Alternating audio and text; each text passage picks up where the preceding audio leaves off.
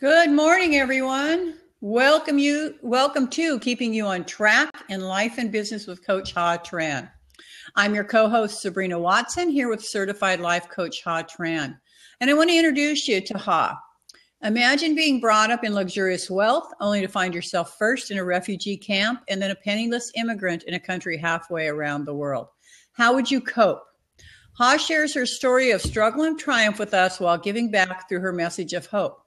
Today's topic is going to be, what's your story?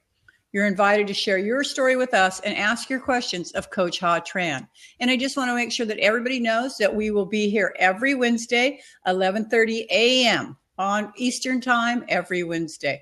Good morning, Ha. Good morning, Sabrina. How are you? I am wonderful. So I have been working on your book. Oh, thank you. I'm very excited about that.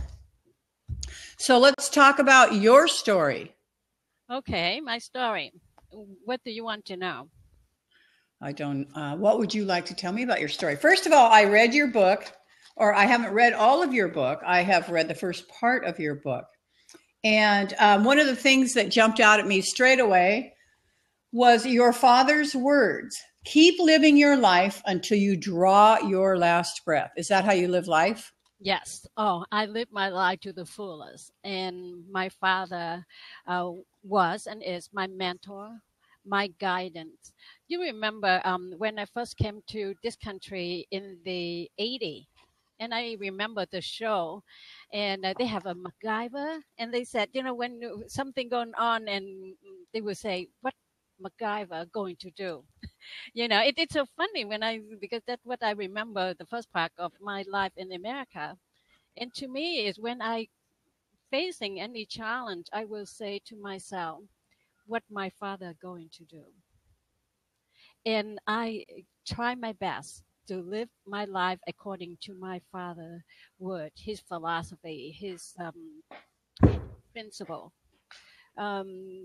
Because you and I, we share the screen with Charlene a lot about the Think and Grow Rich. And then that's something it written for decades ago and still valid today.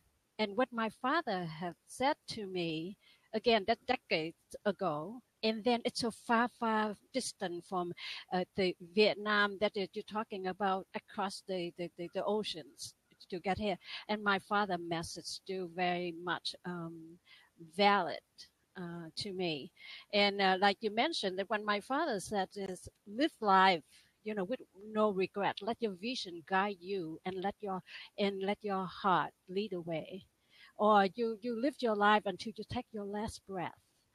And it doesn't matter where I'm going, what I do. I always live my life according to those words. I never quit of anything, and I, continue to live. And my promise to myself that I live my life to the fullest, and I will die empty. And that is my mission to live life. So I think living life is really about the journey, wouldn't you say?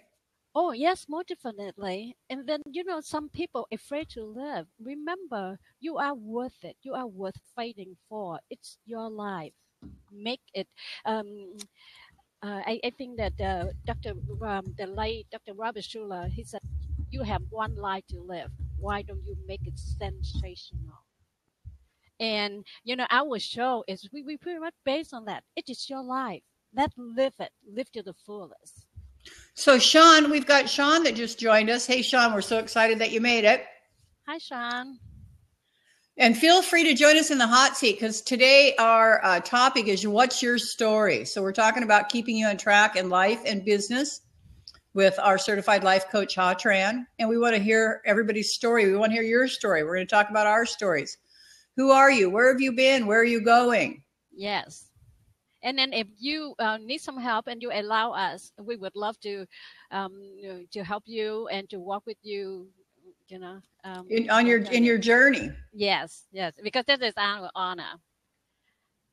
So my co-host is the amazing Sabrina.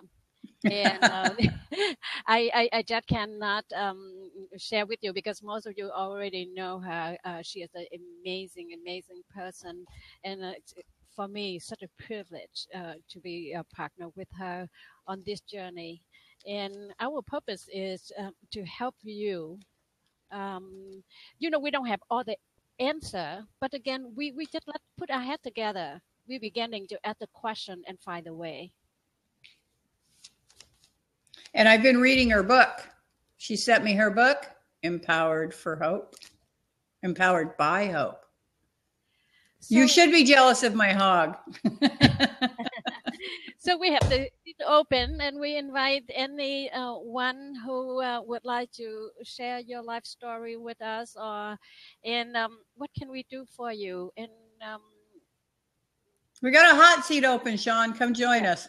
Come yak with us for a while. Oh, Sean, she singled you out. Jump on in. And by the way, if you come visit me, I will let you borrow my hog. Sean's seen my motorcycle. Yeah, that's so amazing. I love it because that live daring. My Sabrina is a baker chick, and that is just so awesome. Well, I was the day that I posted the, here's an idea, you can write it down there. Yeah, there's not a bridge big enough, is there? Or can I make it all the way down there? Yeah. Maybe if I can make it all the way down there. Yeah, but would my bike come back? That's another question too. But the day I posted the photo that Sean was talking about, I was actually out riding. And in Florida, when the rain arrives, it arrives in a wall, like a wall. It's just like boom, rain. So, I'm in a tank top because it's beautiful weather, and I see the rain coming, and I just go ahead and I just dive right into the rain. And I remember looking up and saying, thank you, God, for allowing me to experience this, for letting me be here right here at this moment, this day, this time, and letting me experience this. Yes, I'm about to get wet, but I'm alive. See, just with that, we can know a lot about you because, see, that is what you're grateful for. And you appreciate life. You appreciate the moment. That's speak volume about Sabrina. Okay, so, we are on that track. Let's tell us more about you. What do you remember? Wow, when we talk about track, and I remember where I've been. Wow, I've been a lot of places, I think the thing that I want to remember right now is that I want to remember my mother. I lost my mother in July. I am not angry or bitter that I lost her. I am grateful for the time that I had.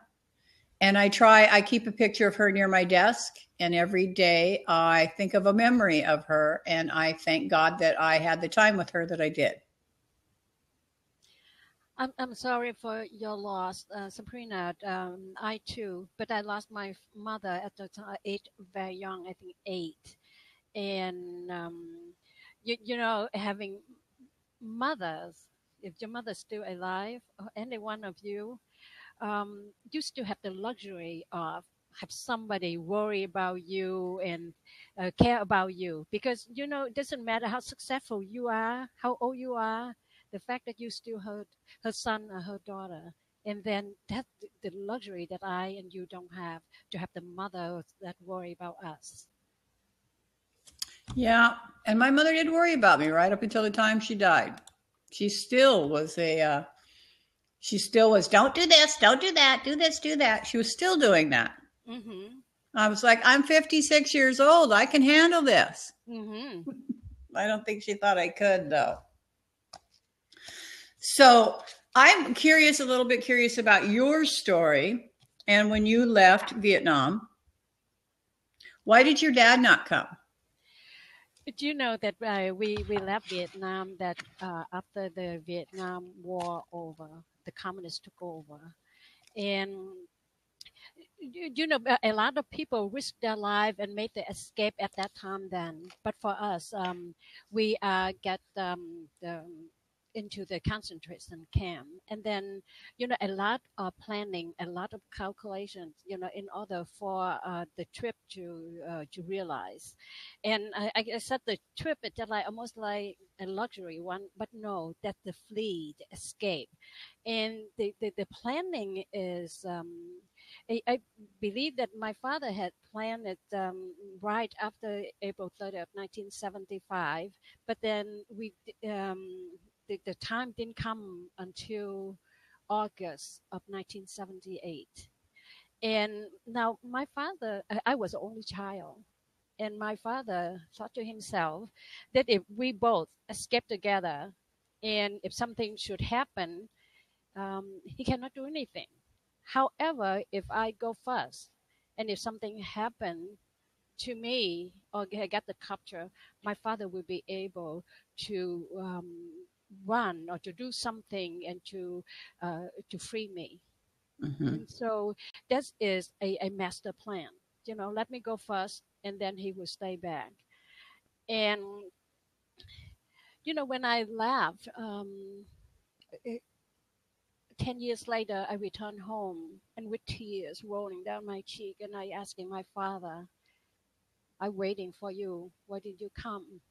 And my father had said to me that he became a target because the communist regime knew that sooner or later my father will follow because they knew that I, I, my, I was the only child, and then I'm his life.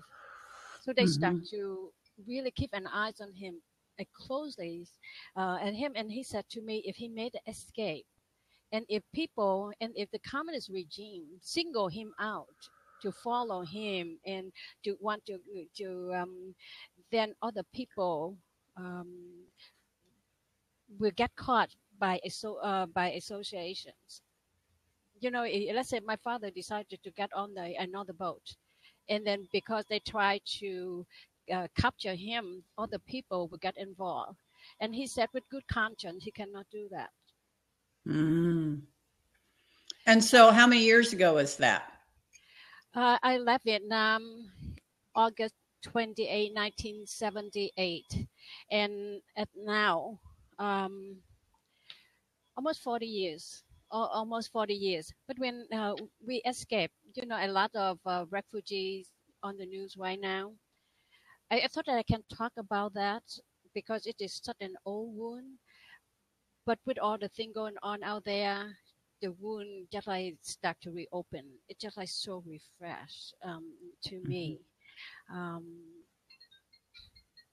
I apologize.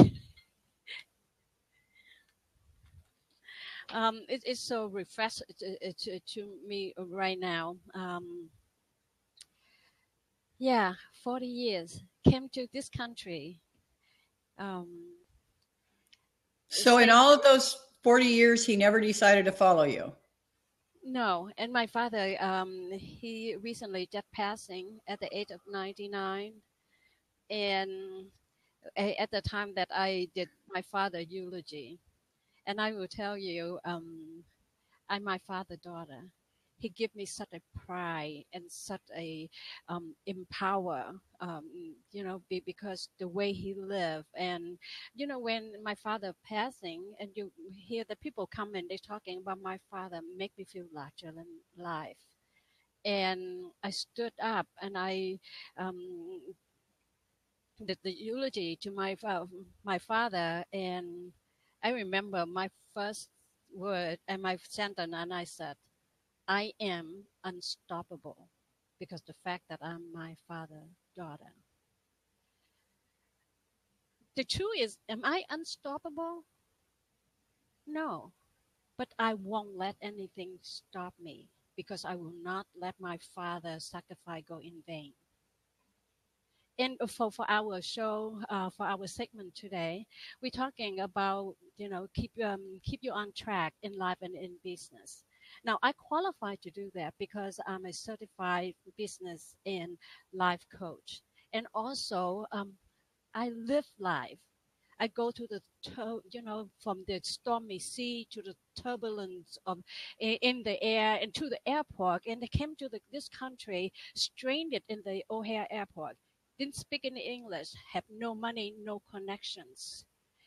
From the hope and the excitement of come to the new country, have a new life with such a new hope and new promising. I was terrified with fear because because now that not because the communists, not because the boat, the pirates, but again now they I become a victim of circumstances. You come to the country, you didn't speak any language. Um, I had I lucky enough that I have 10 sponsors who sponsor our family, and I didn't speak any English. And I look at them when they have a conversation with me. Just like I look at you right now, Sabrina, and then if they say something with them face smiling, I would say yes, yes, yes. And if I look at the seriousness in their face, I afraid I say yes to something that I don't know of. I always say no, no, no. Person, very intelligent. I let fear control me, and I never. The point that I didn't make the decision based on what I understanding, but based on fear. So were you able to go home for your father's funeral? Yes, because at a later time, the Vietnam opened up for all the refugee, all the people who live in America, in Australia, anywhere. They open it because, when we come home, we bring in the spending money and everything. We boost the economy. So they want to promote that. They have no problem for me to come home. But for the first time, I came home, that was have to be 10 years after that. Um, yeah, and Was it and then when I came home, and I remember my father sat on the chair, and I sat at his feet, and I remember tears rolling down on my cheek, and I said to him, I said that life is so unfair, and the world is so cruel to me. And and I thought that I sewing, and my father loved me, and then he would be mad as hell. He just say, what the heck with the world, why not take care of his daughter, right? But my father said to me that nobody owe me anything, the entitlement is not applied here. I love him, he loved me unconditionally, but life is that I have to earn it. so was it not communist at the time that you returned? Or No, was it is still communist today. Oh, it is. Okay. Yeah. But that's enough about me. I would like to hear about something because our show is we want to hear your story, and if you give us an honor, to put in our 2 cents to help you, we certainly want to do it. And so, Where would you like me to start, Ha? What would you like to know? what do you know? What do I want to know about you? Yes. I adore you, and I want to know everything about you. So tell me, what are you? What is your acknowledgement through your life? What is you make it significant in your life? What can I acknowledge that I feel like has made a significant impact? Yeah. I mean, Um, anything that's significant in your life, but you acknowledge your achievement, you acknowledge whatever that comes to your mind, and it is significant. I think that my greatest achievements, I don't think that I have achievements like other people have them. I think that my greatest achievements have always been that I am extremely loyal. I am extremely loyal. I am loyal to a fault. And I will follow people that I'm loyal to off the edge of a cliff. So that's how I became involved with taking care of my mother and her husband and my mother-in-law, all of which I've had for the last 5 years. And my mother had cancer. Oh. And so she required, for 5 years, I cooked and cleaned and washed vegetables. I helped her with great nutrition to help prolong her life. And she consumed approximately 12 pounds of fresh fruits and vegetables a day to fight the cancer. So I made her an 8-ounce fresh fruit or vegetable juice every hour on the hour for 12 hours a day. So that's my acknowledgement, is that I acknowledge that I am loyal to a fault.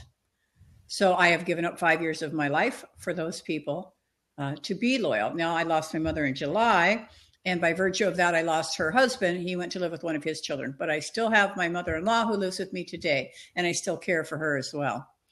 Wow, this is amazing. To be a caretaker, but you have not just one, and you have a number like three of the elderly that I had three. Yeah. I have one now, but I did have three. Hey, Julian, welcome. Julian Jenkins just joined us, passionate, award-winning sports business executive. I love to engage, inspire, and empower people to do what inspires them.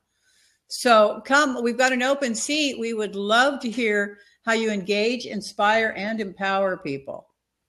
Feel free to join us. Today we are keeping you on track in life and business with our certified coach, Ha Tran. Julian, hey. Hello. How are you? We are wonderful. How are you? All the better for seeing you, lovely ladies. Did you get your lower third? I was in on your test one day. Sort of. I'm just downloading another version of something to try and see whether I can get something to work. But I've been recommended a software called Vid Blaster now, so I'm having a play with that at the moment and just downloading it now. So we'll see where that goes. I haven't had much luck. I see you've had fantastic results with your little banner there. Well, that's all I've ever done was this right. Oh, I did figure out one more thing, and I'll show you that. Sorry, I don't want to get off track of what our show is, but I did figure this one out. Wow. So I got that. Yeah. But it's not sized right. So I haven't really played with it. I just have not. Okay. Now, how do I get me back? Oh, there we go. There we are. That's much nicer. See, I haven't had a chance to play with it. I'm here with Coach Ha Tran today. She is a life and business coach. So our theme of our first show, this is our first show. Good luck. Keeping you on track in life and business. And our theme today is what's your story? So Julian, what's your story? Tell us your story. Wow. How long have you got? We know that you go ask that. I've got, I'll give you the condensed version. I'm born in the UK, in a place called Wales, which not a lot of people know because when I say I'm from the UK, everyone said, "Oh, you're from England." No, I'm from Wales, which is a country on the side, bolted onto the side of the UK, from Cardiff, and I grew up in a very poor area, where we had very little for many years, and I was brought in through a school society that was unfortunately told you would be everything that you couldn't be. So from the age of sort of 6 right the way through to the age of 14, my schools were you see these films with this really hard school and this teacher goes in to try and save the school. This well, that was my school times 10. Really? And I grew up in that type of environment. I was always told everything I couldn't be, which for me had a reverse effect and spurred me on. I was a professional athlete until I was 20 years of age, which you probably couldn't tell now because I've probably had access in terms of drink and food. But I was a professional athlete until I was 20, and then I went into business management, and I had several working for. I helped build one of the big brands in the UK for greetings cards and birthdays and all those sort of things years ago. I then created my own furniture company, which we took it from a turnover of around about 100,000 a year to 7 million a year. I sold that, went to work in sports because it's what I always wanted to do. And then I was the youngest chief executive of a European top flight club at the age of 39, which was 2 years ago in Switzerland in Geneva. So I've had a relatively successful life. I'm very blessed. I'm very lucky. But my story has changed over the years because obviously as you get older, you get wiser and you start to see the errors of your ways. But my big tipping point or turning point in my life was April 28th, 2008 was the day that my father passed away. And that was a game changer for me. It was a step change. All of a sudden, when you start to look at the family tree, you realize that your dad's gone, and who's next on the family tree? It's me. So and I've got some children myself. So I changed my ideas. I changed my philosophies. I sort of adapted my beliefs, and since then I've tried to do what I'm doing at the moment, which is trying to engage, inspire, and empower people to do what inspires them, which is my why really. And I've mainly done that through the sports arena. professional sports. I've worked in professional sports all over the world, doing seminars and conferences and talking about business principles, talking about branding, talking about marketing, talking about cultures, philosophies, beliefs, visions, values. And that's now expanded then into other businesses, because if you have the right principles, you can take them across any business, whether that be sports, finance, retail, whichever you want to do. So in a nutshell, that's me. 42 years of age now. I know I look a lot younger. Yes, indeed you do. I wish I did. I had a very difficult paper round as a child. So it put years on me. But no, I've got 3 children. And I have to say that we're in the process of putting together a large social engaging education platform for the sports business industry, which has taken a lot of my time up, which is my company called Fanalise, which is analysing the business of fans, Fanalise. Oh, Fanalise. And we're in the process of building that now. And we've got some rather large heavy hitters, because I'm really lucky to have worked with some exceptional people in different sports all over the world. And they have said they'll come and help us share best practice knowledge within a platform which will be a subscription-based platform for sports professionals, clubs, consultants, and universities all over the world. Oh, wow. You know, Sean, you, Sabrina, and myself, we happen to lost our influencer. And, and that like for us to remind us to live our life to the fullest. But, that's why this show is, our goal is to remind people, to live their life. They don't have to wait until death knock on their door and then they start to live fully, because your life worth it. Life is an adventure, but just jump in and enjoy it, because if you stand still in one place, soon enough you'll be a part of the scenery, and life will be more fun if you make the decision to live. Yeah, so go on, Sabrina. I was just going to ask Julian. So we were talking about the things that we've all done in our early 20s when we had too much to drink and too much to eat and partied and played too hard. I want to know, where was your turning point? To be honest with you, I spent too much time in church to drinking parties and women and everything else. And if you believe that, you believe anything. I was going to say, I don't think that's true. No, only half the lies I tell aren't true. No, I think for me, there was a number of turning points in my life. My father was my biggest one at the age of 35. He was my hero. He still is my hero. I've got so much to be thankful for that man, in terms of what he did for me in my life and the sacrifices he made to allow me to get to a platform to be lucky and fortunate where I am today. So, that was a big turning point. I think, when I was a child growing up, as I said, I was in a very difficult environment, and I was within a professional football, well, soccer, as you would call it in the US, environment. And I was always sort of, if you like, put into a bit of a bubble, because, you were pampered, you were treated here, you always had bits and pieces. And that started for me when I was 14 years of age, right the way through till I was about 21 years of age before I had a serious knee injury. So, and I finished playing professional sport then. So for me, that was a bit of a catalyst and change. And then I sort of had a wayward period then for about 3 or 4 years, whereby I had at the time was quite a large insurance payment for the injury that I sustained playing football. And I pretty much, something that should have lasted me nearly 10 years or invested for the rest of my life, managed to blow it in 2 years. Oh, yeah. Yeah, and that was on women and beer. The rest of it I wasted. So it's it was a crazy period for me. And then I realized that I had to grow up, and I met my wife then when I was about 24 years of age. We got married. 23 years of age. We got married. My wife already had 2 children, so I married into 2 children, and then we had our 3rd child. And to be honest with you, they say behind every great man, and I'm not saying I'm a great man, there is an even greater woman. Well, my woman was by the side of me, by the front of me, behind me, everywhere I went, and she's still there today. And I accredit her all the relative success I've had to her, because without her, I don't know where I would have been, if I'm being honest.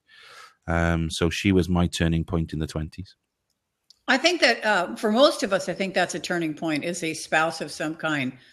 Typically, I don't know if I'd say that was a turning point, but that typically causes a change in most of us, a spouse of some point. But that change for me didn't happen until I was almost 50 years old. So, I was still running hard and playing hard, and I still ride a great big old Harley. So I haven't quite given everything up, but I have done some changing for sure. And from my story then, is it Ha? Is that how you pronounce it? Ha? Yeah. Ha and Sabrina. What could you do? What would you say about me? And I've given you a bit of a very horizontal view of my life and what I'm doing. Julian, what tips would you give to somebody like myself? Okay, Julian. Let me acknowledge this. You are a good mentor, because the fact that you acknowledge, your achievements, your wife and the kids and everybody involved, and that is it's so great. But so here, my next question is, what are you planning to do? What is your ultimate goal? How can, because if I know what is your ultimate goals, I will encourage you, and let's talk about that, to turn that into a magnificent obsessions. Because when you get into that point, you will hit the home run. You will get there. Because see, with what you're doing, sometimes we're doing because for the living, because we do it because for the love of mankind, for a thing. But deep down, what is your ultimate goal? What is you consider that is the ultimate achievement? Because we all have the thing that we done for daily activities. Every achievement, every accomplishment will deserve to have a high five, that the pump fish. But again, what is your vision? What is the ultimate goal? I think, and then until we know that you are achiever. Until we know that where you stuck, and how can we help you, that until you dig deep, until you really feel that, you stuck somewhere because you climbed the mountains, and then because you want to see the beautiful view. But if you happen to have too much weight on you, we just say, throw it some off. Or if you want to get into the door, we said, you have so much luggage, you cannot go to that door.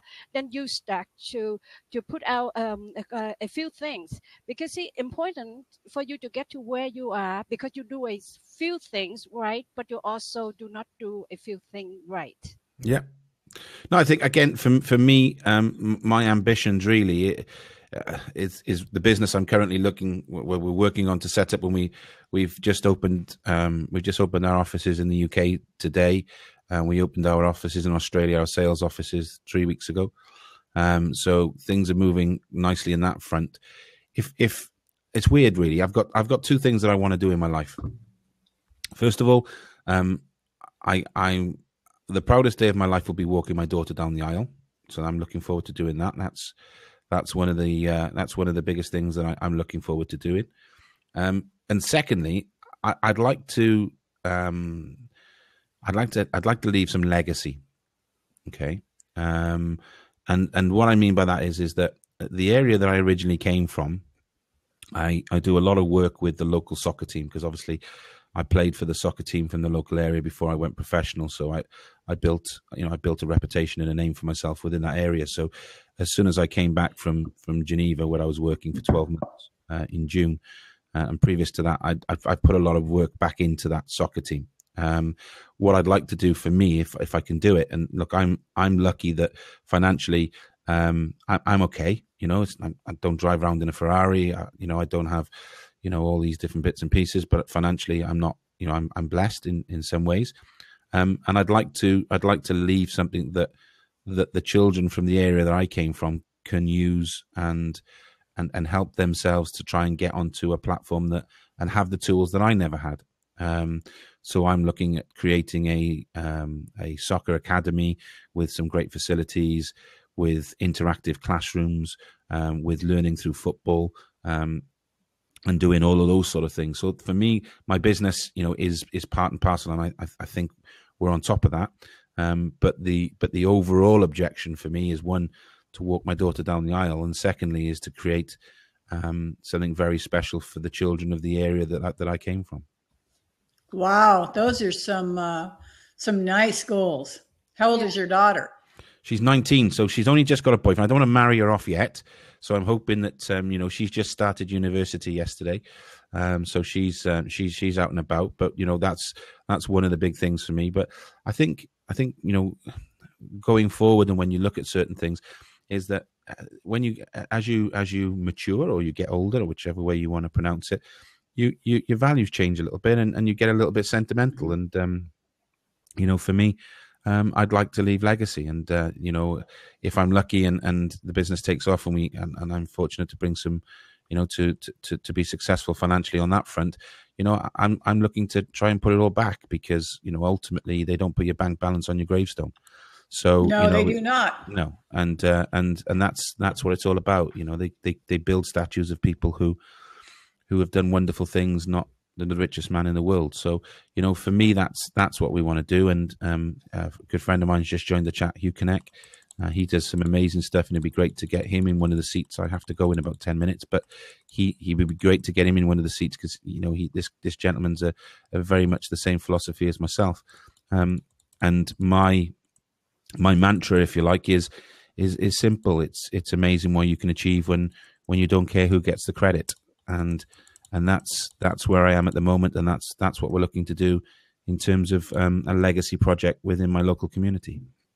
It's amazing what you can achieve when you don't care who gets the credit. Correct. Yeah. And Sean, that's what I know.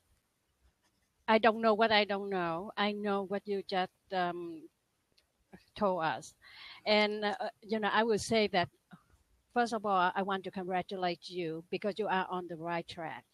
And talking about your daughter getting married, you see, you are the man that is her father. And to most daughters, looking as a man they want to marry is the man is just the way that their father treated mother, the how caring their father is. She will find the right man, because you have given her such an image of the man, what a man should be. And then, if you can look in the mirror, you can say, I like myself. I'm a Julian that I like myself. You can bet on the money on it, because you don't tell your daughter how to live. You don't say to her, but again, your life is an example. You live your life and let her watch. Therefore, more likely she will find the husband that is pretty much what you have. Because you are the model. You give her the image of what is a good husband is. And when you're talking about to go home and to leave the legacy, you are doing it, my friend. You are doing it. Just keep on doing it. But because you put in your heart in the right place. Now, with the passion, with all the because when you want to do something and you follow your heart, and that's the right track, and that you already built the track, keep on running, because you are on the right track. Julian, you just have one child, just the one daughter? I don't have two. I have two stepchildren, two sons. I've had Luke. Well, we've been married now. It's easy to work out, because my daughter's 19, so I just had a year on. So we've been married 20 years. We've been together for 22 years. My one son is 25, and my other son is 30. Oh, wow. So my 25-year-old son I've had since he was 3 years of age. And I've had my 30-year-old son since he was about 8 to 10 years of age. So, and I have two grandchildren. So at 40, I was a grandfather at 38. My wife is 7 years older than me. It's her 50th birthday next July. I'm 42, so she's just 7 years older than me. So I have two older children. They are my sons. I've obviously brought them up to be my own. They still see their father. They actually say they see their dad. I'm their father. So that's the way it is. And again, that was a learning curve for me at 23 years of age. taking on a woman who was 30 with 2 children, and then obviously having our own child was again a very steep learning curve. Awesome. Well, congratulations. That's an awesome story. I want to real quickly. I'm glad you enjoyed it. I did. I enjoyed it very much. I love connecting with people. I mean, come on. Yeah. I like to connect with people. I like to network with people. I find people fascinating. I find people interesting. So that was part of the attraction for me for being Ha's co-host, is that I would get the opportunity just to meet more people. Yeah. And you and I actually met already in a test lab. Yeah, because you were trying to get your lower third going. Yeah, and I think we also met on one of Charlene's blabs. Oh yeah, I'm in Charlene's blabs. Yeah, I'm usually on her blab at 8:00 in the morning. She's fantastic. Yes, she's doing a great job. She is also one of my networking hosts. We have and I just put all that information in the chat with how you can get in touch with Ha or get in touch with me. But I'm the founder of Network Live Virtually also, and we have virtual networking groups, live virtual networking groups, where we host 25 people to a room similarly to this, with camera, with video and audio and everything. So yeah, her networking group's on Wednesday morning, so you'll have to come hang out with us in Ha's there. You'll find Ha there as well. I'm just going to cut and paste all that into a Word document so I can have it, because on a Wednesday evening at 6:00, I go and train all the local children. We have 350 children in our youth development setup from the area which I said. So we're taking 350 children off the streets of a very rough area tonight, and we're going to give them a training session. So that's where we are. That's what I'll be doing now. So I have to shoot. I tell you what, though, if you want a gentleman who's got a great story and is a special person, if we can get Hugh Connect to come into the seat, I'm sure he will tell you an even more fascinating story than myself. He looks a bit older than me, but he's not as handsome. But he talks quite well. Yeah, he says he's in a busy spot and leaving in 5 minutes, because I absolutely asked him. No, connect with us. I would love to hear more about your project for the kids too. Yeah, no, it's massive, because I worked in a professional football club, and it was again a very difficult environment. And when I left the club, we had 39 full-time teachers within a football club, or a soccer club, as you would call it, learning through football. And the basis of that is very simple: is that in certain areas where children, as I said before, shall we say, haven't got the support of their parents, live within difficult environments, don't really have much light at the end of the tunnel or a pathway. When you start to talk to them about mathematics, you're going to turn around and say, right, okay, what's 5 plus 5? They don't know. They couldn't tell you. But if you say to them, okay, go over there and count those footballs, and they go 1 football, 2 football, 3 football, because it's something that they interests them and it's something they can relate with, they'll come back and tell you 10 footballs. You ask them to go and count, to 10, they can't do it. So when you put a passion of theirs through a learning platform, it's amazing what the children will start to learn and do. So, even in terms of, English literature or geography, or so if a football team is playing another football team from somewhere else in the country, you can get them to study and learn about the other team they're playing. What's the history of the area, geographically where it is, all of those different bits and pieces. You can teach children through the medium of sport and football, which enhances them to start to learn. And once you start to break the behavioral cycle of a child who says, I don't want to do it, I can't do it, etc., you break that cycle. You can then sort of, if you like, take the football away from it a little bit, and then they're used to being you're then in a conducive learning education environment. Mm-hmm. So that's the sort of things that we're trying to do, and that's part of the legacy project that we're doing at the moment. Is we're trying to create 2 interactive classrooms in an area which is very poorly run down, which helps the teacher learn themselves, because we record all of the lessons and they can see what they've done well and what they haven't done well. But also it's a great environment for the children to use interactive whiteboards and the internet and everything else, and those tools ordinarily they wouldn't have from a day-to-day basis. The good thing about it is not only are they learning, you're hopefully instilling some values, which are, respect, teamwork and everything that goes along with that. but you're also getting them off the street. Yeah. Is that something you're funding yourself, or do you have a... Yeah, no, there's a bit of funding. I fund some of it myself. We have some other partners and sponsors, and we work very closely with some of the local areas. To give you an example, there was a local area whereby they were having a huge amount of crime taking place between the hours of 12 o'clock in the night and 2 o'clock in the morning, because these young lads were on the streets. They were drinking. It was dark. So we created a midnight football league. Really? So we went and found an area where there was floodlit pitches, and then we said, right, guys, you come down to these pitches, and we'll create a league for you to come and play sport on. That was about 6 years ago. 3 years ago, some of the lads that came in there are now the coaches on the project. So we took the kids who initially came in, we developed them, and now they coach the children on the project. So some of the people who initially came in and now working within the project. So it's a social enterprise project as well. And we reduced crime in that area between those hours by 65%.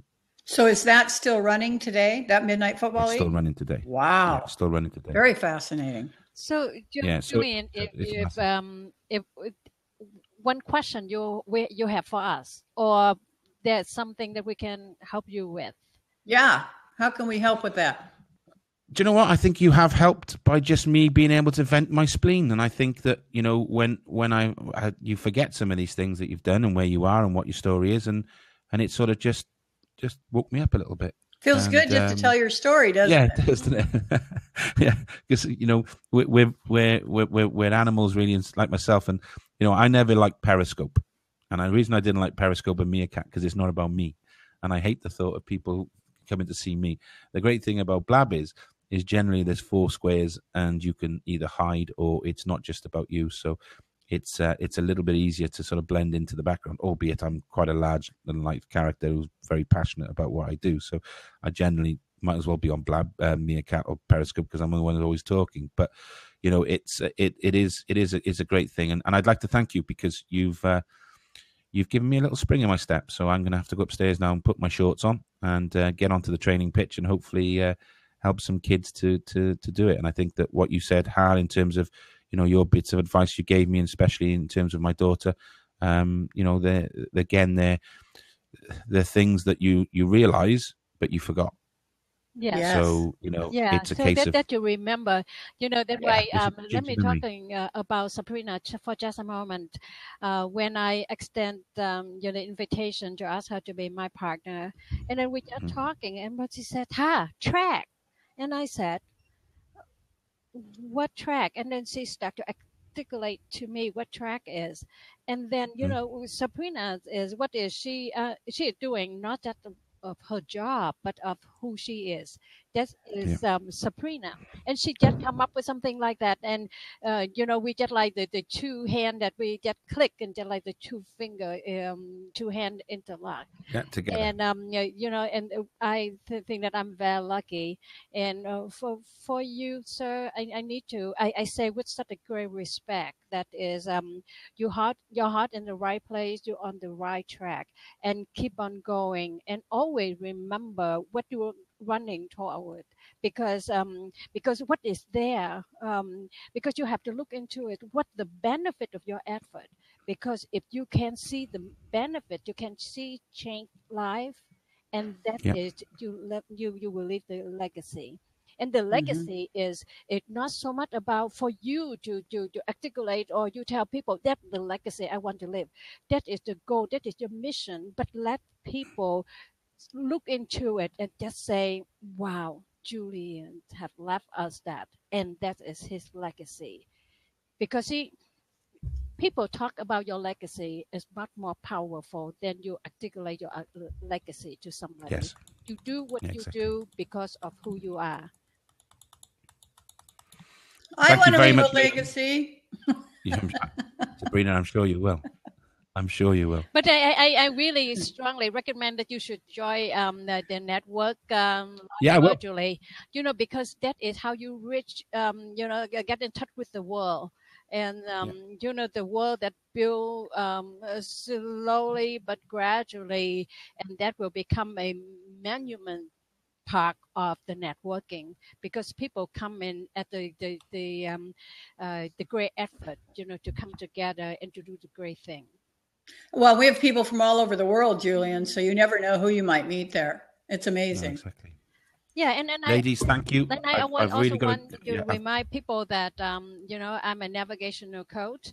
I can help you as much as I can online right now, but if you want to have further help, and I offer they have an hour free of consultations. We can talk, and if we are a great fit, I would love to work with you. And if not, you really don't have anything to lose, because and I don't want to work with you if I don't think that you are coachable. I thank you very much for that offer, and I'm sure we will cross paths again. I have to shoot because otherwise I'm going to be late, and I'm going to have 350 children chasing me. Yeah, rather not than a me good chasing plan. them. All right, Julian. Have a good one, ladies. Yeah. Thank See you very you much for your later. time. Take care. Bye-bye. Been a pleasure. Bye-bye. Bye-bye. Yeah, he is very enjoyable. I love running into Julian when I run into him in various places online. Yeah.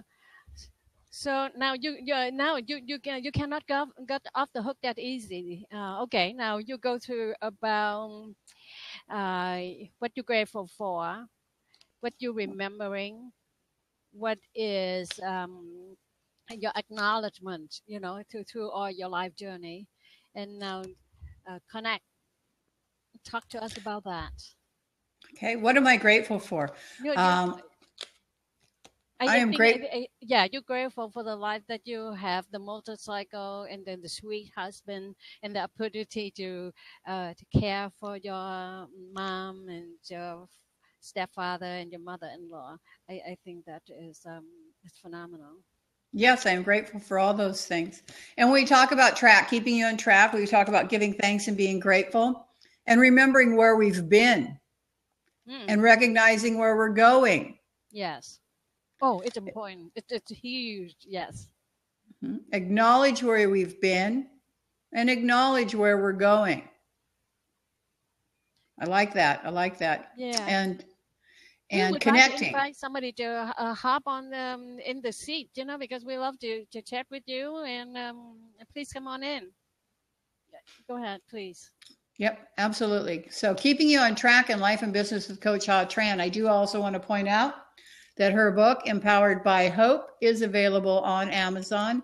And I've put in the chat box how you can get in touch with Ha at hatranspeaks.com. Thank you. You're welcome. Thank you. I want to hear more about your story. Okay, as a way, no hold bar. No holes barred. So do you feel like, I want to know what made you, how did you head into the life coach arena? What put you there? How did you get there? I think that, it's such a cliche when I said the calling. I think that I want to help people, but like anybody else in this country, people look into it and they will say, what do you qualify to talk about or to coach people? And in order for me to validate my positions, I pursue for a certified in life and business coaching. And the part that I bring on the table is more valuable. That is my own life experience. Now, not because I have a great lesson, a great advice, but because my deeply inside of me want to connect and want to share my experience, because I share my experience not just to tell people, okay, that's what you need to do, but I want to empower you, to empower the people come to me to knowing that, okay, here's a woman come in this country, didn't speak any English, have no money, and I managed to go to English as second language. It took me 10 years to get my bachelor degree. And So and I'm very big on the personal growth, and I continue to go through that, because I believe in that, where I am today, where I want to be, the level of awareness needs to be, and I need to upgrade myself.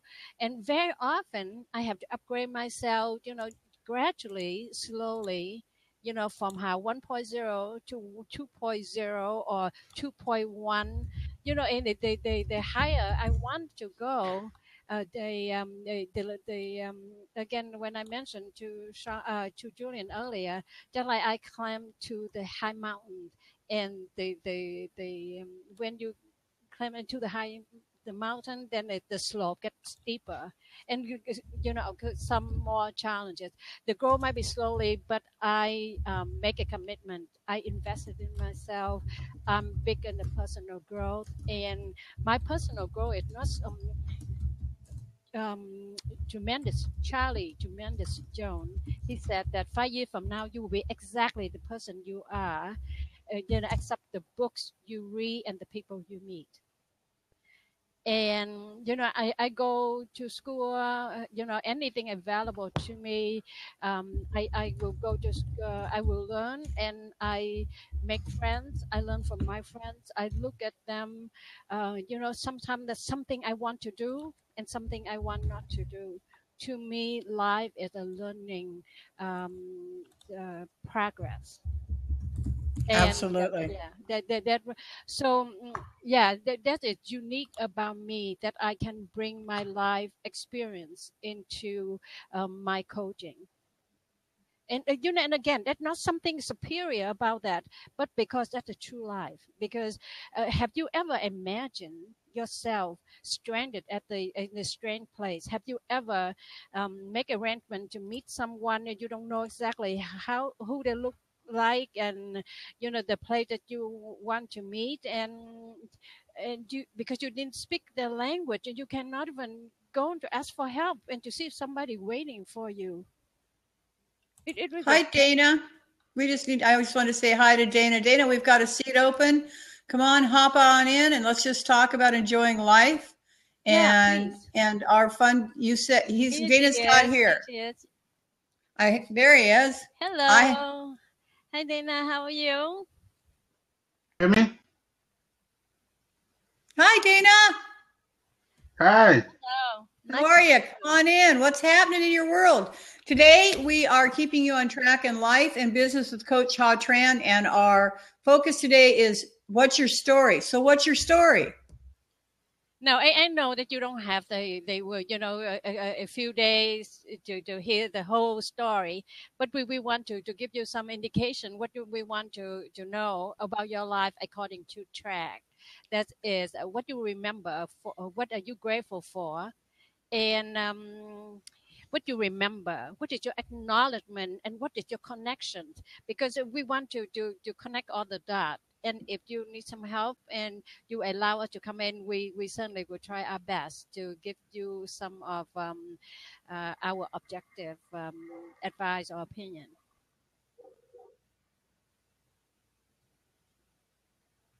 So let's begin. With me,